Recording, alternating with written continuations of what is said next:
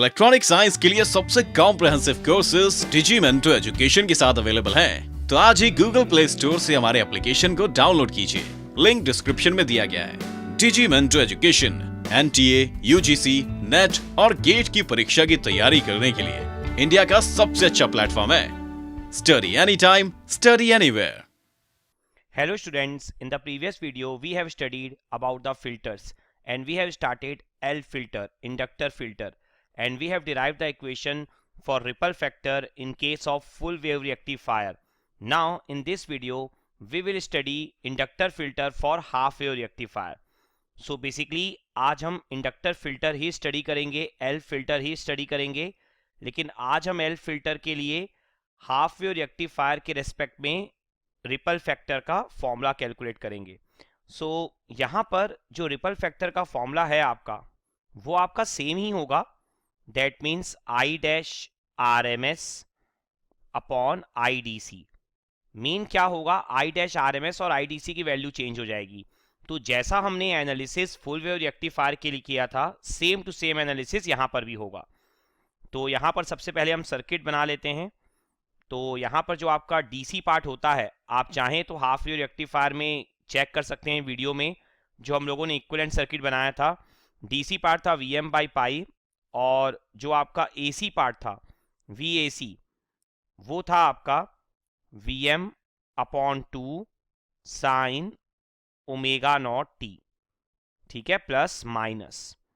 तो यहाँ पर वापस से आप एक इंडक्टर लगा देंगे for inductor filter, and then आप लोड अप्लाई करेंगे RL, और RL के अक्रॉस आपको यहाँ पर आउटपुट वोल्टेज कैलकुलेट करना है। नाउ यहाँ पर अब हमारा टारगेट होगा कि हम AC analysis and DC analysis perform करें और IDC और I डैश RMS कैलकुलेट कर लें। तो सबसे पहले हम यहाँ पर DC एनालिसिस परफॉर्म करेंगे। तो DC एनालिसिस में हम सबसे पहले यहाँ पर IDC कैलकुलेट करेंगे। तो जैसा हमने फुल वेव रेक्टिफायर में किया हुआ है, जब आप DC एनालिसिस करेंगे तो आपको पता ही है कि जो AC वोल्टेज है वो टर्न्ड ऑफ हो जाएगा। दैट मीन्स वोल्टेज अगर जीरो होगा तो वोल्टेज सोर्स क्या हो जाएगा, शॉर्ट सर्किट। और DC के लिए आपको पता है कि जब फ्रीक्वेंसी जीरो होती है तो इंडक्टर क्या होता है आपका, शॉर्ट होता है। तो यहाँ पर आप सिर्फ और सिर्फ क्या लिखेंगे, VM अपॉन पाई, और यहाँ पर इंडक्टर को शॉर्ट करने के बाद आप बना देंगे RL plus minus V not. तो यहाँ पर जो IDC फ्लो होगी आपकी RL से, उसकी वैल्यू कितनी हो जाएगी, आप सिंपली यहाँ पर KVL लगा सकते हैं, माइनस VM बाई पाई अगर आप क्लॉकवाइज मूव करते हैं, plus IDC RL equal to 0। तो IDC की वैल्यू हमारी कितनी हो जाएगी, VM अपॉन पाई। तो IDC हमारा कैलकुलेट हो गया। अब हमारा टारगेट होगा AC एनालिसिस का। तो नेक्स्ट इज AC एनालिसिस। तो AC एनालिसिस में आपका जो DC वोल्टेज है वो शॉर्ट सर्किट हो जाएगा, ठीक है, और सिर्फ AC वोल्टेज प्रेजेंट होगा। और आपको पता है जब AC सोर्स प्रेजेंट होगा आपका, तो आपका जो इंडक्टर है वो प्रॉपरली वर्क करेगा। तो हम यहाँ पर AC वोल्टेज लिख देते हैं VM by 2 sine omega naught T, और साथ ही साथ यहाँ पर इंडक्टर L आपका प्रेजेंट होगा, और RL plus minus V not. आपको पता ही है, जैसा हमने डिस्कस किया हुआ है, कि आपका L जो है वो काफ़ी हाई वैल्यू कंटेन करता है, जिसके कारण से मैक्सिमम AC वोल्टेज आपका L के अक्रॉस ही आता है। तो यहाँ पर जब हम IAC कैलकुलेट करेंगे तो IAC हमारी कितनी हो जाएगी, एग्जैक्ट सेम फॉर्मूला होगा जैसा हमने फुल वेव रेक्टिफायर के केस में कैलकुलेट किया हुआ है। कितना हो जाएगा, VAC, इसे हम नाम दे देते हैं VAC इस वोल्टेज को, divided by ZL plus RL, ठीक है। हमें पता ही है कि हमारा जो ZL है वो काफ़ी ग्रेटर है एज कंपेयर टू RL, तो वैल्यू क्या हो जाएगी, VAC अपॉन ZL। क्लियर अच्छे से। नाउ यहाँ पर अब अगर हम मॉड ऑफ IAC निकालते हैं, तो मॉड ऑफ IAC पीक अगर आप निकाल लें यहाँ पर डायरेक्टली, तो देखिए आपको पता है मॉड ऑफ IAC पीक क्या होगा, ये हो जाएगा mod of VAC peak divided by mod of ZL। जैसा हमने फुल वेव रेक्टिफायर में डिस्कस किया था, ZL क्या होता है, J omega L J XL। तो जब आप इसका मॉड लेंगे तो क्या आ जाएगा, XL। नाउ VAC पीक तो VAC हमारा क्या है, Vm/2 sine omega naught T. तो साइन की मैक्सिमम वैल्यू क्या होती है 1, तो यहां पर आंसर क्या हो जाएगा Vm/2 XL। क्लियर है अच्छे से। तो यहां पर IAC पीक हम लोगों ने कैलकुलेट कर लिया। अब अगर हम यहां पर इसका RMS वैल्यू निकाल लें, तो पीक वैल्यू निकाल लेने के बाद जो RMS वैल्यू होती है वो क्या होती है, डिवाइड बाय √2। तो यहां पर Vm/2XL डिवाइडेड बाय √2, तो ये हमारा आ गया I-RMS। तो अब अगर हम यहां पर रिपल फैक्टर कैलकुलेट कर लें, तो रिपल फैक्टर क्या हो जाएगा I-RMS। तो ये वैल्यू हम यहां पर पुट कर देते हैं। डिवाइड बाय क्या होता है हमारा, डिवाइड बाय होता है IDC। तो IDC की वैल्यू हमारी क्या है, यहाँ पर IDC की वैल्यू आप देख सकते हैं, यहाँ पर आपकी वैल्यू हो जाएगी Vm/πRL। ठीक है ना, Vm/π और डिवाइड बाय RL। तो यहाँ पर आप वैल्यू पुट कर सकते हैं। तो क्या हो जाएगा, डिवाइड करने पर πRL/Vm। तो Vm और Vm कैंसल। तो यहाँ पर जो आपका आंसर आएगा वो कितना हो जाएगा, आप देखिए यहाँ पर आपका आंसर हो जाएगा πRL/2√2XL। तो रिपल फैक्टर की वैल्यू हमारी हो जाएगी πRL/2√2। देखिए एक्सेल की जो वैल्यू है मैंने आपको प्रीवियस वीडियो में भी बताई है, हाफ वेव रेक्टिफायर के लिए आप क्या पुट करेंगे, ω0L। तो यहां पर ये आपका रिपल फैक्टर का फॉर्मूला डेवलप हो गया, और आप देख सकते हैं जो रिपल फैक्टर का फॉर्मूला आपका आया है वो RL के डायरेक्टली प्रोपोर्शनल है। तो RL की वैल्यू जितनी लेस होगी रिपल फैक्टर भी उतना ही लेस होगा। सेम कंसेप्ट आपने फुल वेव रेक्टिफायर में भी देखा था, वहां पर भी रिपल फैक्टर आपका RL के ही डायरेक्टली प्रोपोर्शनल था। नाउ अगर आप यहां पर DC आउटपुट वोल्टेज देखें VDC, तो फॉर्मूला आपका बिल्कुल सेम होगा जैसा आपका फुल वेव रेक्टिफायर में था। फुल वेव रेक्टिफायर में क्या था 2Vm/π, यहां पर क्या होगा Vm/π, जो आपकी DC वैल्यू होती है आउटपुट की। उसके बाद -IDC into RSW plus RF plus R inductor. Clear. So यहां पर RSW क्या होता है, सेकेंडरी वाइंडिंग का रेजिस्टेंस, RF डायोड का फॉरवर्ड रेजिस्टेंस, और R इंडक्टर जो आप L फिल्टर के लिए जो आप L यूज करते हैं उसका इंटरनल रेजिस्टेंस। ठीक है, तो बिल्कुल सेम है।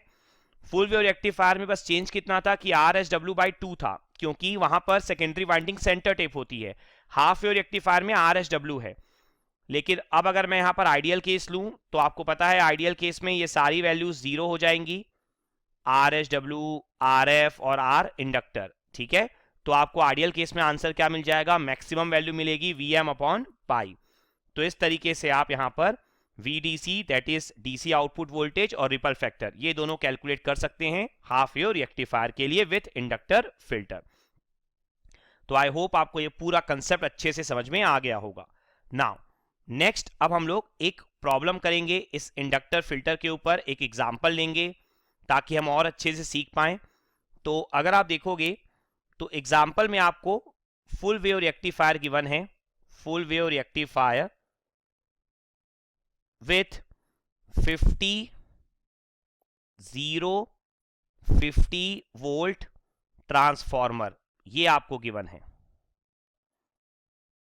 ठीक है, ये स्टेटमेंट है आपकी पहली। सेकंड स्टेटमेंट आपको क्वेश्चन में गिवन है यहां पर कि डायोड का इंटरनल रेजिस्टेंस यहां पर है आपका 20 ओम। तो यहां पर आपको RF गिवन है 20 ओम। देन आपको यहां पर गिवन है इंडक्टर जो है L, वो है आपका 4 हेनरी इंडक्टर फिल्टर के लिए जो आप L यूज कर रहे हैं। और यहां पर बोला है लोड रेजिस्टेंस, ये आपका है 0.5 किलो ओम। तो आपको लोड रेजिस्टेंस की वैल्यू भी गिवन है। इसके अलावा आपको फ्रीक्वेंसी की वैल्यू गिवन है F0 की। F0 की वैल्यू आपको गिवन है 50 हर्ट्स। इसके अलावा आपको यहां पर वैल्यू गिवन है DC resistance of secondary winding, तो RSW, इसकी वैल्यू आपको यहां पर गिवन है 40 ओम। और एट लास्ट आपको यहां पर वैल्यू गिवन है इंडक्टर के अक्रॉस इंटरनल रेजिस्टेंस की, इसकी वैल्यू आपको गिवन है यहां पर 10 ओम। तो RIND ये वैल्यू है 10 ओम। नाउ यहां पर आपसे पूछा क्या क्या है, आपसे पूछा है रिपल फैक्टर। तो यहां पर आपको रिपल फैक्टर की वैल्यू कैलकुलेट करनी है। साथ ही साथ आपसे पूछा हुआ है डीसी आउटपुट वोल्टेज, तो यहाँ पर आपको VDC की वैल्यू कैलकुलेट करनी है। इसके साथ ही साथ आपसे यहाँ पर पूछा हुआ है IDC की वैल्यू, DC आउटपुट करंट, और इसके साथ साथ आपसे यहाँ पर पूछा हुआ है AC आउटपुट वोल्टेज, तो VAC की वैल्यू भी आपको कैलकुलेट करनी है। तो इतनी सारी वैल्यूज हमें यहाँ पर कैलकुलेट करनी है। तो वन बाय वन हम स्टार्ट करेंगे। यहाँ पर आपको सबसे पहले ये ध्यान रखना होगा कि आपका जो ट्रांसफार्मर है वो फुल वेव रेक्टिफायर है, दैट मीन्स सेंटर टेप्ड है। इसलिए देखिए आपको 50 0 50 वोल्ट गिवन है।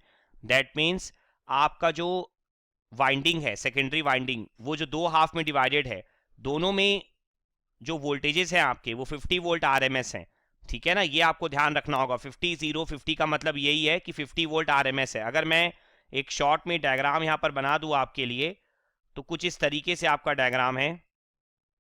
ठीक है, सेंटर टेप्ड आपका ट्रांसफार्मर है, तो ये हो जाएगा 50 वोल्ट RMS, और ये भी हो जाएगा आपका 50 वोल्ट RMS। कुछ इस तरीके का आपका डायग्राम है।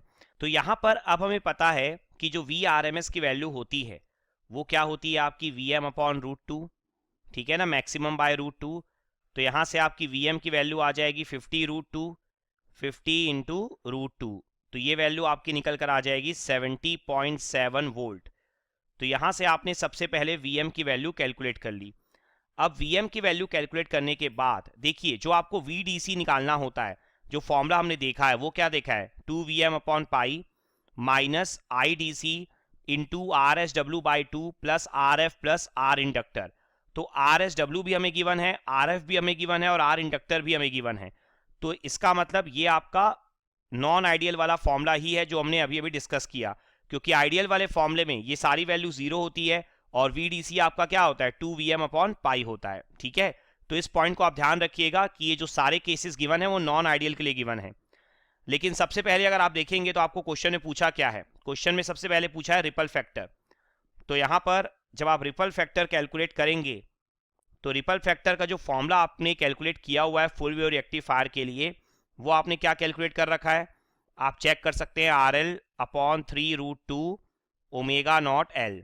तो यहाँ पर हम सारी की सारी वैल्यूज पुट कर देते हैं। तो रिपल फैक्टर की वैल्यू हो जाएगी आपकी RL। तो देखिए RL की वैल्यू क्या गिवन है, RL की वैल्यू आपको गिवन है 0.5 किलो ओम। तो यहाँ पर आप वैल्यू पुट कर सकते हैं 500 ओम अपॉन 3√2, देन ω0, तो 2πf0। f0 की वैल्यू आपको क्वेश्चन में गिवन है 50 हर्ट्स, एंड इसके बाद L। तो L की वैल्यू आपको क्वेश्चन में क्या गिवन है, आप चेक कर लीजिए, L की वैल्यू गिवन है 4 हेनरी। तो यहाँ पर आप L की वैल्यू पुट कर दीजिए 4। तो अगर आप इसे कैलकुलेटर से कैलकुलेट कर लें तो रिपल फैक्टर की जो वैल्यू है वो अप्रॉक्सीमेटली आपकी आती है 0.09। तो आप देख सकते हैं काफ़ी लेस वैल्यू आ रही है। अगर आप फुल वेव रेक्टिफायर को याद करें तो 0.48 इसके अराउंड आपकी वैल्यू आती थी, लेकिन अगर आप इंडक्टर फिल्टर अप्लाई कर दें तो देख सकते हैं वैल्यू आपके कितने टाइम्स डिक्रीज हो गई, सिर्फ और सिर्फ 0.09 आ रही है। तो ये एक बहुत बड़ा एडवांटेज है फिल्टर को यूज़ करने का। ठीक है, नाउ अगर आप सेकेंड प्रॉब्लम की बात करें यहाँ पर, तो सेकेंड प्रॉब्लम है आपकी VDC। तो VDC जो है आपका, देखिए फॉर्मूला जैसे हमने अभी भी डिस्कस किया, 2Vm/π minus IDC RSW/2 plus RF plus R inductor. ठीक है, तो यहाँ पर अगर आप फॉर्मूले का यूज़ करें तो देखिए फॉर्मूले के यूज़ करते समय क्या क्या चीज़ें हमें पता नहीं है। तो अगर आप देखेंगे तो VDC अननोन है और IDC भी अननोन है, तो एक इक्वेशन में दो अननोन से तो आप सॉल्व नहीं कर पाएंगे, तो आपको VDC और IDC का रिलेशन भी देखना होगा। तो देखिए आप जानते हैं जो VDC होता है वो किसके अक्रॉस निकाला जाता है, RL के अक्रॉस, और उसी RL से IDC भी फ्लो होती है। तो VDC को आप क्या लिख सकते हैं, IDC इंटू RL, या IDC को आप क्या लिख सकते हैं, VDC/RL। तो यहाँ पर हम IDC की वैल्यू पुट कर देते हैं, और साथ ही साथ जो Vm की वैल्यू हमने निकाली है, Vm की वैल्यू हमने क्या निकाली है, 70.7 डिवाइडेड बाय पाई हो गया यहाँ पर IDC, VDC/RL। तो RL की वैल्यू क्या है 500, एंड इसके साथ साथ RSW/2। तो RSW की वैल्यू आप देखिए आपने कितनी लिखी है क्वेश्चन में, इसकी वैल्यू आपको गिवन है 40। RF भी देख लीजिए, RF है 20 और R इंडक्टर 10, ठीक है। तो RSW बाई 2 20, फिर RF 20 प्लस 10, क्लियर अच्छे से। तो ये सारी की सारी वैल्यूज आपने यहाँ पर पुट कर दी। तो अगर आप इसे पूरा का पूरा सॉल्व कर लें तो जो आपका VDC है वो यहाँ से कैलकुलेट हो जाएगा। तो यहाँ पर देख लेते हैं हम कि VDC की वैल्यू हमारी कितनी आ रही है। VDC की वैल्यू आ रही है 40.93 वोल्ट, ठीक है। तो इस तरीके से आपका VDC यहाँ पर कैलकुलेट हो गया। VDC के बाद अब आप बड़े इजीली IDC कैलकुलेट कर सकते हैं VDC अपॉन RL करके। तो ये अब आप कैलकुलेट कर लीजिएगा। इसके बाद अगर आप देखेंगे तो नेक्स्ट क्वेश्चन आपसे क्या पूछा है, VAC। तो देखिए जब आप VAC कैलकुलेट करें ना, AC आउटपुट वोल्टेज का मतलब यही है कि आपको V-RMS निकालना है। VAC that means AC output voltage, that means V-RMS, that means RMS value of AC output voltage आपको कैलकुलेट करनी है। तो देखिए बहुत इजी है। रिपल फैक्टर का जो फॉर्मूला है, RF रिपल फैक्टर का फॉर्मूला क्या होता है, V-RMS अपॉन VDC, ठीक है ना, या I-RMS अपॉन IDC भी आप लिख सकते हैं।